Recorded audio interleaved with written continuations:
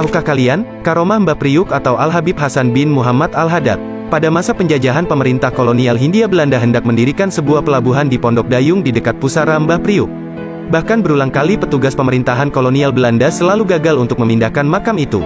Sampai beberapa petugas itu jatuh sakit saat hendak membongkar makam Mbah Priuk. Bahkan, orang Belanda pada saat itu, ia pernah melihat ada orang berjubah putih memegang tasbih, pada saat makam Mbah Priuk mau dipindah. Orang Belanda lalu mencari seorang yang bisa berdialog dengan sosok itu. Lalu sosok itu berkata, kalau mau dipindahkan temui adik saya yang di Palembang namanya Habib Zain bin Muhammad Al-Haddad. Setelah Habib Zain berkomunikasi dengan Habib Hasan atau Mbah Priuk, barulah makam tersebut bisa dipindahkan ke Koja, Jakarta Utara. Makam itu pun masih berdiri kokoh di tengah hiruk pelabuhan Tanjung Priuk hingga saat ini.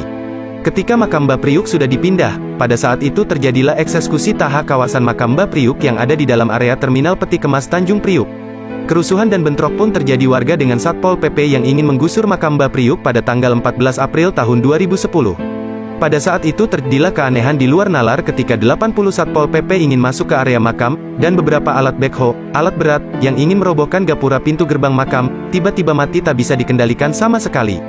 Ketika rombongan Satpol PP ingin mencoba masuk ke dalam makam, tiba-tiba segerombol burung keluar dari atas makam Mbah Priuk. Burung-burung itu lalu mendatangi puluhan Satpol PP sambil membawa batu kecil lalu dijatuhkannya. Satpol PP pun lari ketakutan dengan adanya burung-burung itu. Tak hanya itu saja, karomah yang dimiliki Mbah Priuk juga dibuktikan dengan keluarnya cahaya warna emas dari makam tersebut. Cahaya itu menjulang sampai ke langit, dengan diiringi ribuan burung yang berterbangan.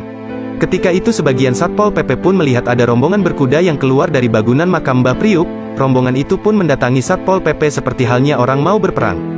Dengan adanya kejadian gaib tersebut, ada beberapa petugas Satpol PP yang tak mampu untuk mengganggu makam Mbah Priuk dan menghapi banyaknya warga yang menolak adanya penggusuran makam tersebut. Akhirnya semua petugas Satpol PP dan Brimob pun mengundurkan diri. Makam Mbah Priuk pun tak jadi dipindah dan bangunan makam saat ini masih berdiri tegak seperti sebelumnya.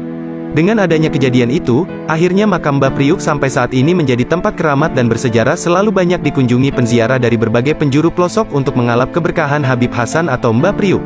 Nah, itulah salah satu karomah dari Mbah Priuk. Bahkan karomah Mbah Priuk masih banyak yang belum kita ketahui. Wallahu a'lam bishawab.